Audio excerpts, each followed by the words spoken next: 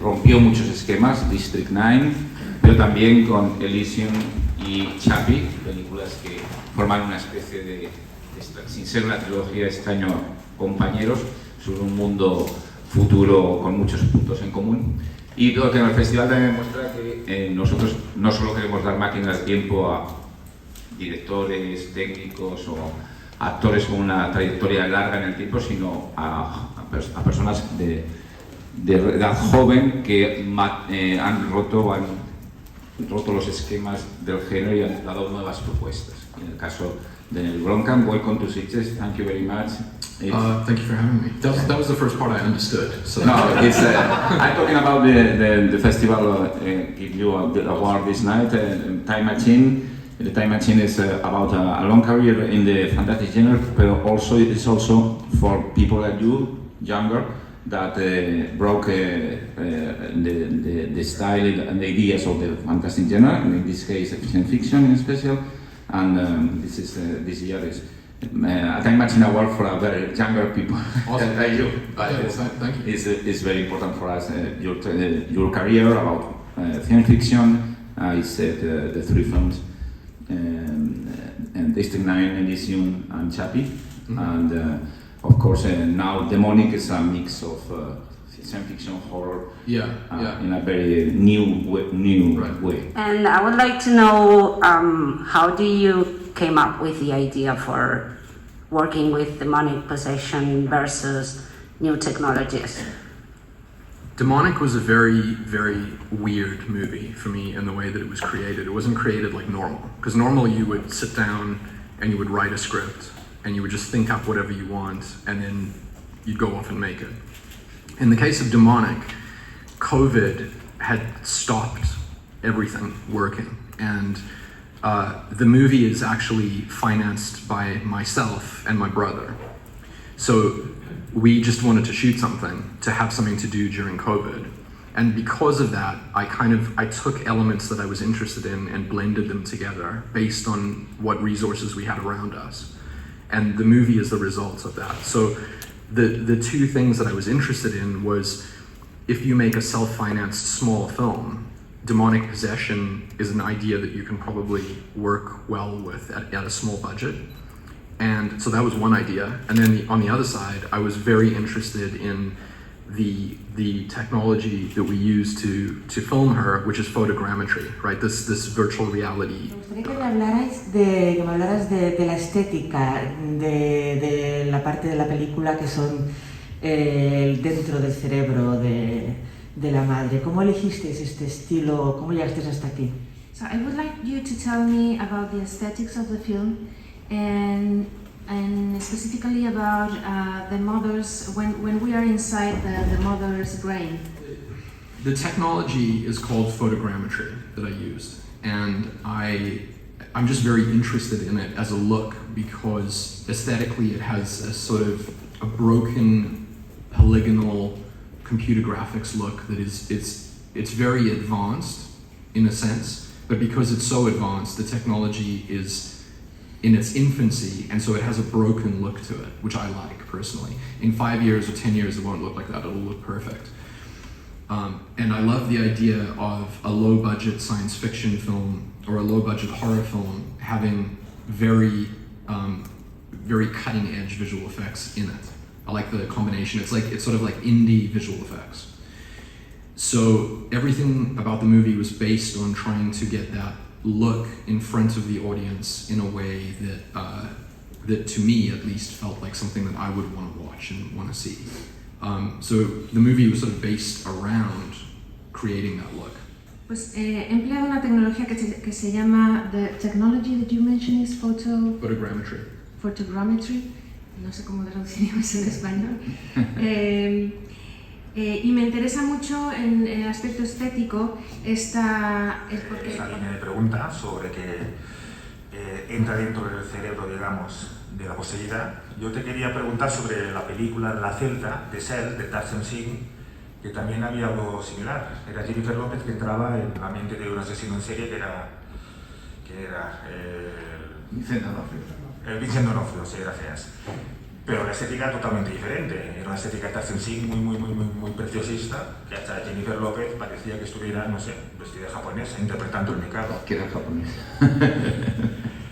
Si esto lo tuviste en cuenta para justamente dar una estética totalmente contraria o diferente a la película Tarzan Singh, para que no hubieran comparaciones o no, o si simplemente no tuvo nada que ver.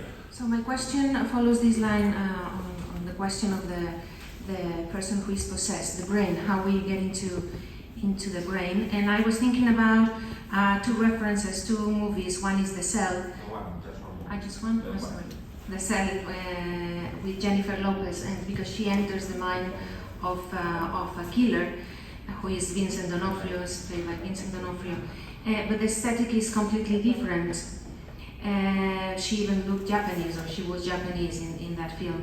So did you take that into account to have a very different aesthetic in your movie? You know, I mean, they may seem similar, but when I was working on Demonic, I never thought about The Cell at all, and I think it's because, like I was saying earlier, with this idea of during COVID, it was like, what can we make? What can we shoot in our backyard? And I don't know if you're familiar with Oat Studios, with me messing around online, but photogrammetry was something that I actually, like, Demonic basically would have been a YouTube video. If it wasn't for COVID, it would have been another YouTube video. So I wanted to do something with photogrammetry, and I wanted to do something with demonic possession. And it was like, the movie is the eruption of those two things. It's not, it doesn't pull from other references. So The Cell definitely has commonalities with demonic, for sure, in the sense that you're going into someone's mind. But I think the fundamental difference is that the idea that I was interested in is, if someone is possessed demonically, could you, if you went into a virtual dive into their mind, would you run into the thing that had possessed them? Which is fundamentally different from The Cell, even though The Cell is cool. I just basically didn't think of it. But I would say that I liked Tarsem as a filmmaker, and when The Cell came out, I thought it was visually like really amazing. I mean, it's very much his style, and it looks incredible. I should watch it again, actually. There shouldn't be any conscious connections between the movies, I think. Cuando trabajé en Demonic, la verdad es que no se me ocurrió, no pensé en The Cell. Simplemente quería ver qué es lo que podía hacer durante la pandemia, qué es lo que podía hacer en casa. Y de hecho, no sé si habéis oído hablar de Oat Studios, pero es el tipo de película que se hace, y es lo que quería tener como resultado, ¿no? Utilizando la técnica que he mencionado antes, y la película tenía que ser un resultado de esos dos elementos, por lo tanto no tenía ninguna referencia al respecto. Sí que es cierto que hay un parecido entre The Cell y Demonic, porque es por la temática de meterse en la mente de alguien, ¿no? Pero la idea para mi película era ¿qué harías si alguien está poseído? ¿Realmente te meterías en la mente de esa persona para ver qué es lo que está sucediendo en realidad? Y así que creo que esa es la diferencia principal con The Cell. Me encanta el director de la película como cineasta, y creo que la tendría que volver a ver, pero él tiene su estilo que me gusta, pero es totalmente diferente al de la película que he realizado. Así que desde luego si hay alguna referencia no fue consciente, no lo hice conscientemente. Quería preguntarle por la disyuntiva entre presión y libertad, es decir, si al haberse autofinanciado la película sintió más presión que cuando puede trabajar, por ejemplo, para un gran estudio como puede ser Elysium, y si al mismo tiempo a lo mejor se sintió más libre o menos por ser una cosa pequeña. Y la segunda es una curiosidad, que es saber qué fue lo más complicado de ese rodaje, o sea, qué cosa dijo en algún momento, qué necesidad tenía yo de escribir esto, de ponerlo en el guión, porque luego para rodarlo ha sido como complicadísimo. My first question is, how did you manage this restriction of a low budget, but at the same time freedom of creativity? And what is the difference with working with greater or bigger studios, where you have a bigger budget but you are probably more restricted in terms of creativity? You know, I would say that it's better if you're making a feature film, which is roughly 2 hours, and the audience expects roughly something that fits into the box of a feature film. It would be better to do it with a large studio, because if there are any creative restrictions, the creative restrictions are worth it in order to have much more resources. The trade-off is much better. So in the case of Demonic, it's like we just didn't really have enough resources. But I mean, that's what low-budget filmmaking is. And actually, the whole movie was always, to me, inspired by Paranormal Activity. I always wanted to shoot something like Paranormal Activity because I thought it was cool that the filmmakers just shot something in their own house and self-financed it. But making, I mean, if you look at the movies that I've made, they are my own films. So the studio may have their thoughts and they may have involvement, but they're still giving you like tens of millions of dollars to make those ideas happen. And it's worth it to take that, I think, instead of the small amount of money that we had ourselves to make something. And, you know, even though you have creative freedom, it's like you don't get to make as much of a big world. Pues yo diría que precisamente, bueno, que es mejor hacer una película, o cuando haces una película, un largometraje que tiene que durar aproximadamente 2 horas, para que el concepto de una película así encaje con las expectativas del público, es mejor hacerlo con grandes estudios. Porque aunque hayan restricciones creativas, vale la pena porque tienes muchísimos más recursos, ¿no? Demonic no es, ya he dicho que es una película con pocos recursos, pero quería hacer algo similar a Paranormal Activities, es decir, hacer algo en casa, y aunque tuviera un presupuesto más reducido, tienes esa libertad creativa, como hemos mencionado. Si ves mis películas, bueno, casi todas están realizadas por grandes estudios, y son ellos los que partían de una idea y entonces me han llamado para colaborar. The second question. What was the most complicated part when you wrote the script and then you had to put it into the film, or when you had to shoot? What was the most difficult part that you said, oh, probably I shouldn't have written this?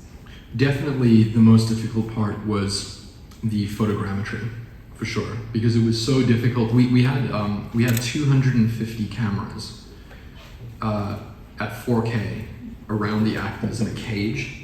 And it was a very difficult process for directing and also for the actors. It wasn't a fluid process. So shooting that part was difficult, and then all of the visual effects work of it was, it was difficult, but it looks cool, so it was fun. Más complicada era esta parte de la tecnología photogrammetry, porque teníamos 250 cámaras, 250 cámaras a 4K. Que estaban alrededor de la jaula, así que fue la parte más difícil del proceso, tanto por el proceso en sí como para la actriz también, porque no era un proceso muy fluido. Así que yo diría que sí, que esta parte, por los efectos visuales, fue la más complicada. Sobre precisamente esta nueva tecnología, ¿qué es lo que ha permitido en el resultado final que no hubiera sido posible quizás con otra tecnología? Antes hablaba un poco de la estética indie, pero ¿qué es lo que nos permite esta nueva tecnología? Ahora también hablaba pues eso de rodar con 250 cámaras, no sé si nos puede dar más detalles, y si estaba desde el principio pensado utilizarla, o el hecho de los cambios al tener que autofinanciarse fue lo que hizo pensar en introducir esta tecnología, que quizás un gran estudio a lo mejor no se hubiera atrevido. No, it wasn't because of budget restrictions. The whole movie was kind of created around wanting to use that technology. And I mean, maybe, going back to the earlier question about creative freedom when something is financed by yourself, I'm not sure that a studio would have let me use the technology. Like, they would have looked at it and gone, it looks like a 90s video game. Like, why are you doing this? And there's something in that, in sort of wanting to use stuff that's extremely new, that just interests me. But I genuinely love the way that it looks, and I think that it's hard to explain, but when you gather three-dimensional video like that, you can film it later from any angle, and it's actually live in 3D in a way that there's no other movie that I can think of that has done that yet, where the way that these scenes look, if you put on a VR visor and you have a powerful enough computer, you could sit in the room with her in 3D, and she would appear to be 5'7" and sitting on the bed next to you. And there's just something very interesting in that. So I wanted to do it, and because it was, you know, low budget and we could do whatever we want, I just did, basically. But I think what will happen in future is, as the resolution gets higher and higher and higher, you'll be able to see like individual hair strands on people, and things will be razor sharp. And when you get to that point, massive amounts of films will start using photogrammetry, because they can take real human actors and drop them into 3D environments. So big Hollywood films like Avatar or the Marvel films, they will use photogrammetry a lot when the resolution starts getting up there. Por las restricciones del presupuesto, quería crear la película usando esta tecnología. Esa era la primera idea. Así que, como he dicho antes, al tener un presupuesto menor, pues tienes más libertad creativa, entonces pude hacerlo, ¿no? Quizás unos grandes estudios no me habrían permitido utilizar ese tipo de tecnología. Es un poco difícil de explicar, pero es cuando ruedas desde diferentes ángulos, y si tienes un sistema o un ordenador muy potente, es como si pudieras ver la película en todo alrededor, ¿no? Entonces es algo que yo quería hacer, porque ya digo, como el presupuesto era menor, pues podía hacer lo que yo quisiera. Yo creo que en el futuro, cuando la resolución sea muchísimo mejor y podamos ver pequeños detalles, incluso de la cara de los actores, ¿no? Creo que muchísimas películas utilizarán este tipo de tecnología. Por ejemplo, estoy pensando en películas como Avatar o las películas de Marvel, estoy seguro que las utilizarán. Una amiga. Gracias. Thank you. En todas tus películas percibo como una preocupación de una humanidad destructiva, se podría decir incluso que sucia. En Demonic vemos eso, pero a nivel interior, a nivel mental. Y ya por meterlo, ya que es la última, vamos a volver a ver la destrucción y ese tipo de estética en una segunda parte de Distrito 9. I think that in all your films, there's a certain concern of this dirty, destructive humankind. And do you think that you can see this also in Demonic, but at a mental level? And do you think that in the second part of District 9 aparecerá también, will also be around this kind of topic? So is it the sort of the dirtiness of human nature? Yes. Yeah. Destruction also, destructive dirt of human. Yes. Yeah. I mean, you asked about the cyberpunk kind of techno stuff earlier, and I think the topic that's more interesting to me is the human part of it, which is that it's just the way that, it's the way I see humanity. I think that there are glimmers of goodness in humanity, but in general, it's not a great situation. So it's how I see the world, and I think it sort of infects, everything that you work on. So again, I think it's subconscious more than it is conscious. Like, you don't sit down and go, I'm going to make a film about the over-consuming, hyper-violent version of humanity. It's more like it just breathes into the stuff that you're working on. And it's a topic that I find very fascinating. Por tu pregunta, bueno, me hace pensar en este cyberpunk más tecno. Y en cuanto a la humanidad, pues sí, creo que hasta cierto punto es como vemos la humanidad en este momento, ¿no? En general, no estamos en una situación maravillosa. Y creo que esta visión que tiene uno del mundo, pues afecta o infecta todo lo que hacemos. Pero de todas maneras, tengo que decir que quizás es algo subconsciente, no es algo que habla de manera consciente. Quiero decir, no me siento, digo, bueno, voy a hacer una película en la que voy a poner la peor versión de la humanidad, ¿no? Pero es algo que sí, que realmente me fascina. So it'll probably be in District 10. Así que quizás sí que esté en District 10. Thank you.